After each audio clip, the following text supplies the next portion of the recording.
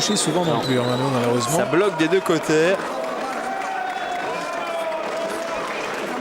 Mais encore une fois, l'activité de l'Espagnol prend le dessus dans ce genre de situation.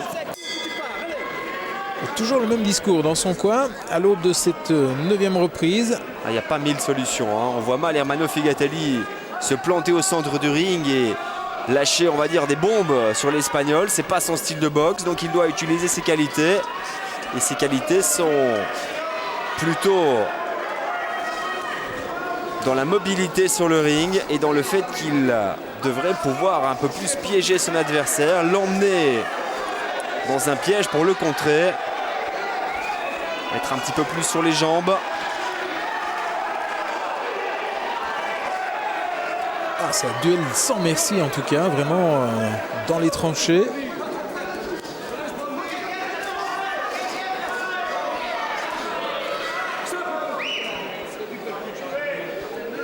Et il a de l'expérience, hein, quand même. L'Espagnol à 31 ans, il n'a pas énormément de combats à son actif. Il n'est pas pro depuis très longtemps, on vous le disait tout à l'heure, mais quand il sent qu'il ne peut plus être efficace, il vient s'accrocher. Une boxe quand même très très rugueuse, hein.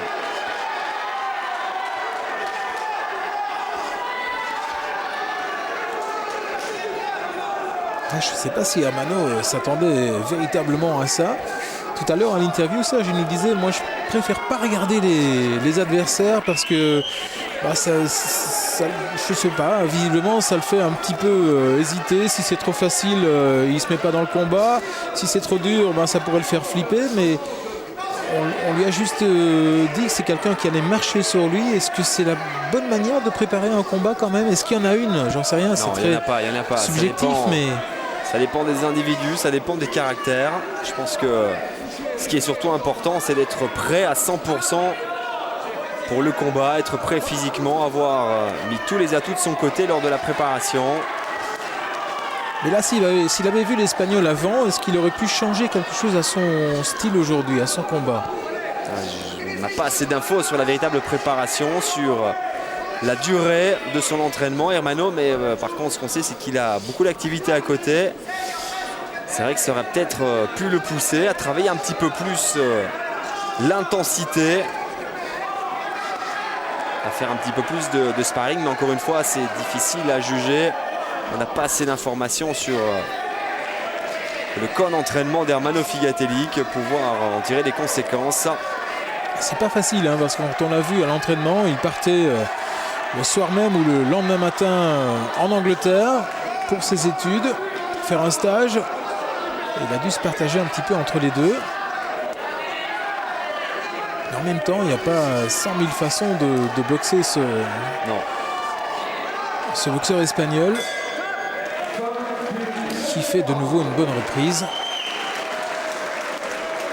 Est-ce que ça ne deviendrait pas un petit peu crucial maintenant pour Hermano d'exister davantage dans ce combat? Seulement pour reverser la situation maintenant. C'est maintenant qu'on doit reverser la situation. Allez, l'attaque un peu. Allonge ton gros, je fais semblant et rentre lui l'hypercute droit entre ses deux bras. Bon conseil, hein, être un petit peu plus long dans le jab. Ou alors feinter le jab et rentrer avec un uppercut du droit beaucoup plus dur.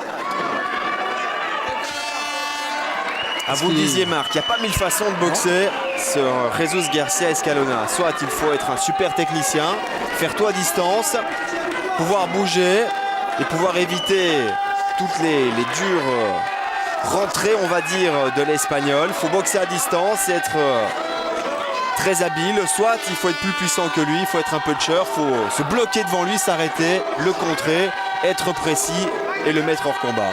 On ne peut pas être entre deux eaux. Ouais. C'est bien ça un peu le drame. On ne peut pas faire les choses à moitié. Je ne sais pas s'il a ce qu'il faut pour véritablement durcir le combat, Hermano, en tout cas sur une fraction de round.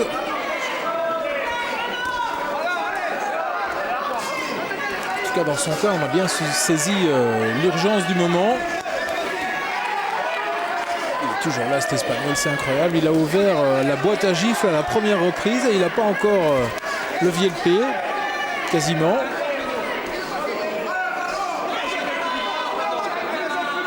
Impossible de le dompter. Hein.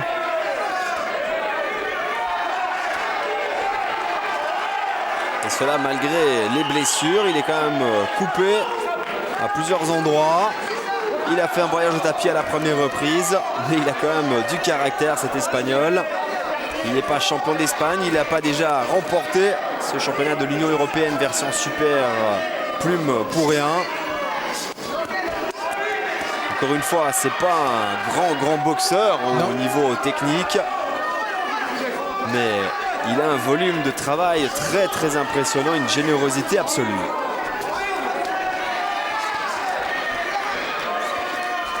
Mais il a ses failles, hein.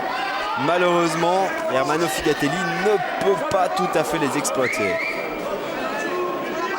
Oui, et il faut bien se rendre à l'évidence. Il se pourrait qu'Hermano échoue d'un souffle dans sa tentative aujourd'hui.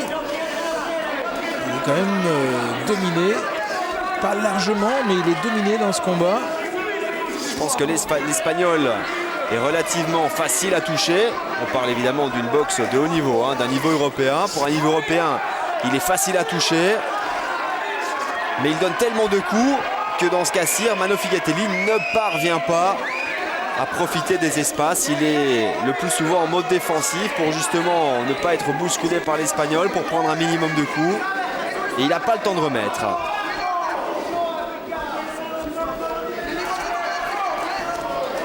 Souvenez-vous tout à l'heure, son camp lui demandait de jouer avec l'Espagnol, de le taquiner et puis de reculer, mais il n'a pas la place pour faire ça. Il faut déjà un jab autoritaire. Il faut un jab qui parte de loin, un jab qui fait mal, un jab qu'on peut répéter là aussi 100 fois par round. C'est la base hein, pour battre Jesus Garcia Escalona de cette manière. Il faut absolument un jab autoritaire.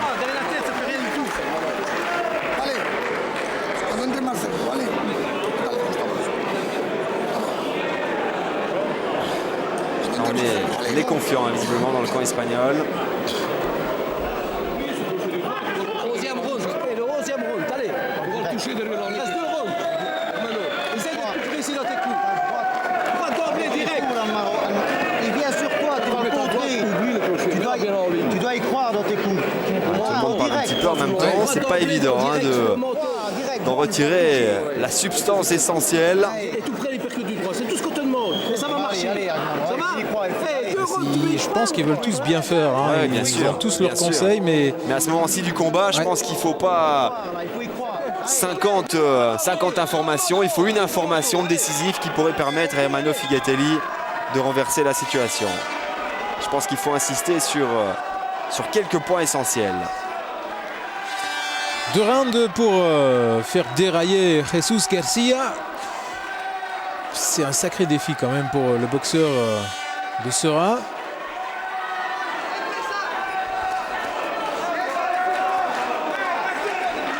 Il a décidé de prendre le centre du ring. Il va falloir sortir des frappes décisives, hein, être ambitieux sur chaque coup donné. Pour Hermano Figatelli, en a-t-il encore les ressources physiques? C'est un des points d'interrogation évidemment. Ouais, et en même temps, Serge, il va falloir se mettre un petit peu en danger. Ouais, et puis encore ce jab qui est pas assez déterminant pour Hermano Figatelli. L'Espagnol, lui, il est dans les rails. Hein. Il suit sa route. Je ne vais pas dire tranquillement, mais au même rythme. Un rail, c'est le Grand Canyon pour lui. Il n'a pas dévié d'un pouce de sa tactique initiale. D'ailleurs, je ne pense pas qu'il soit capable de faire autre chose. Et c'est efficace. Hermano là, qui essaie de durcir un petit peu le combat comme on lui demande, mais... Et la droite doit partir en ligne à l'intérieur des gants de Jesus Garcia Escalona. Oui, là, il essaie d'aller chercher derrière les gants. Le plus beau coup du combat reste quand même la droite, la courte droite sortie au premier round. Hein. La seule sur laquelle il a fait vraiment plier l'Espagnol. Une belle ligne droite sur le menton. L'Espagnol avait été au tapis.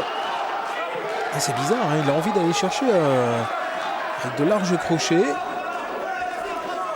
Est-ce qu'il a une idée derrière la tête pour revenir, peut-être pour mieux revenir à l'intérieur après, je sais pas. Il fait quand même un combat courageux, Hermano Figatelli. Il essaye vraiment de bien faire, et cela encore en cette 11e reprise. Et finalement, on s'inquiétait pour son cardio. Serge, je trouve qu'il est pas mal du tout encore dans ce combat. Non, mais par Peut-être contre, pas assez, pas voilà. assez pour l'Espagnol, d'accord. Ce qui peut faire la différence encore à ce moment-ci, c'est des accélérations.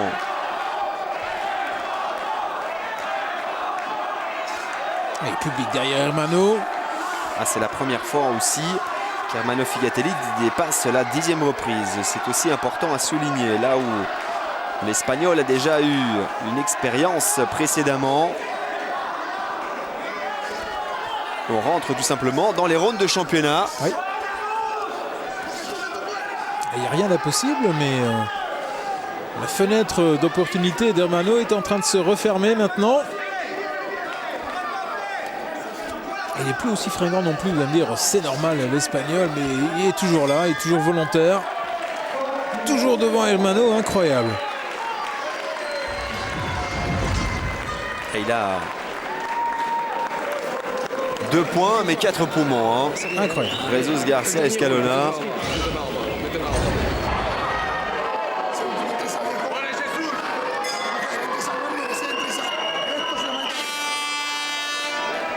Après un coup derrière la tête, Escalona, c'est assez impressionnant, mais ça n'a pas l'air de le freiner, plus que la coupure au front et celle à l'arcade droite. Les dernières rounds, j'ai l'impression. Qu'est-ce qu'il va faire? Il va gérer? Est-ce qu'il est capable de gérer Escalona? Non, il ne va pas changer de tactique. C'est pas un boxeur qui doit, à mon avis, gérer un combat. Il a une boxe, on va dire, naturelle. C'est une boxe offensive, c'est avancer et donner le plus de coups possible. Je pense pas qu'il va terminer ce combat à la Sugar Ray Leonard. Bon, Hermano, là, il faut mettre un gros cierge maintenant à Banneux. Il a besoin d'un KO pour remporter à nouveau la ceinture de l'Union européenne, version super plume. Et les droites qui partent, mais elles ne sont pas déterminantes malheureusement. Finalement, il est quand même pas mal couvert, l'Espagnol. Même s'il y a des ouvertures. Et il a pris aussi des dizaines de coups dans les bras et ça n'empêche pas de nouveau de repartir à l'attaque. Il n'a jamais vraiment été en difficulté non plus, Hermano Figatelli. On l'a jamais vu vaciller. Il n'a pas pris de coups durs durant ce combat. Non, mais on l'a jamais senti conquérant non plus. Il faut quand même aller chercher le titre chez l'Espagnol, quoi. C'est pour ça que dans son coin, ils doivent lui dire qu'il n'en fait pas assez, même s'il termine bien Hermano pour l'instant, mais toujours cette large droite. C'est peut-être un peu tard. Mais quel ces combat. larges droites sont inutiles, les crochets du droit. Gros combat physique, combat très intense. À la hauteur d'un main event. Oui, tout à fait. Et penser au combat précédent face à l'Italien en se disant que ça avait été sacrément physique. À mon avis, celui-là, il va s'en souvenir aussi longtemps, Hermano. Le boxeur espagnol donne beaucoup plus de coups que l'Italien, qui était peut-être un petit peu plus puissant. C'est vrai qu'il n'y a pas énormément de puissance chez l'Espagnol, mais encore une fois, lorsque l'on donne autant de coups, on ne peut pas être efficace à chaque touche. Je vous le disais, l'Espagnol, c'est dans son sang, dans ses veines, que coule cette boxe offensive où la prise de risque est énorme. C'est la première fois qu'il boxe en reculant, Escalona. Ouais, c'est pas vraiment reculé, c'est reculé pour mieux avancer, peut-être, pour mieux sauter. Et regardez comme il termine le combat avec des larges crochets. Quelle générosité face à un Hermano Figatelli qui ne parvient pas à cadrer malgré les espaces, malgré les ouvertures. C'est un petit peu le résumé de ce combat. Ouais. Bravo quand même aux deux boxeurs. Grosse débauche d'énergie. Un combat disputé, un combat palpitant. Alors, est-ce qu'il peut y avoir photo quand même? Bon, Hermano est à domicile. Et en même temps, il n'a pas laissé beaucoup de... Et puis, c'est l'Espagnol qui avait la ceinture. Ouais. Mais je sais, mais je suis pas s'entraîner pour faire du chinois. Mais oui, mais pour mettre ça, mais alors les percute. Putain, nom de Dieu, c'est quand même pas plus comme ça. Regarde la boxe qu'il a Jean Dianori qui reste toujours très réaliste. Très direct. Ah, ça, c'était pas mal. Il aurait bien voulu en voir davantage, des comme ça. Et il a bien encaissé quand même, hein, cet Espagnol, l'air de rien. Voilà, les résultats des 3 juges pour Monsieur Cécile Figatelli n'est pas un boxeur 114, puncher. Figatelli 113. Un point d'écart. 14-113. Wow. Monsieur Monet, Garcia 113, Figatelli 114. Et il égalise, Hermano. Monsieur Golker, Garcia Suspense. 115, Suspense total. Figatelli 112. Et Nouveau 3 points champion d'écart. de la communauté européenne, Jesus Garcia Escalona. Bien, dur combat, mais le verdict logique, on a envie de dire. 2 juges à 1. Et Escalona qui va rentrer chez lui en Espagne, du côté de Madrid, avec la ceinture de l'Union européenne. Grosse déception évidemment pour Figatelli. Ceci dit, il n'est pas trop marqué après ce combat. Il est jeune, il a 23 ans, ça va servir à mon avis sa carrière. C'est une grosse expérience pour lui. Et il peut pas reprendre à zéro, mais repartir après cette défaite. L'entraînement, j'étais pas sûr de faire les 12 rounds. Je les avais jamais fait à l'entraînement. Je devais les faire une fois, mais pour finir, je n'ai pas su y aller. Je n'étais pas sûr. Lui, il me mettait la pression tout le temps, donc je me suis dit, j'étais regardé un peu sous le pied. Puis, 10e round, on me dit, t'es battu, il faut essayer d'y aller. Alors, j'y vais, mais sans la conviction. Avec une bonne condition, mon direct du gauche, mais plus rapide. En tournant, j'avais mes chances. Voilà, c'est ici que ça se termine pour aujourd'hui. Bonne soirée, très bonne soirée, mais Alain, il nous a manqué juste un petit truc pour que ce soit vraiment parfait. La victoire de Figatelli. On avait dit que ça allait être un combat engagé, il ne perd pas de beaucoup, d'un point. C'est des choses qui arrivent dans la boxe. On a vu ce soir qu'il doit encore mieux.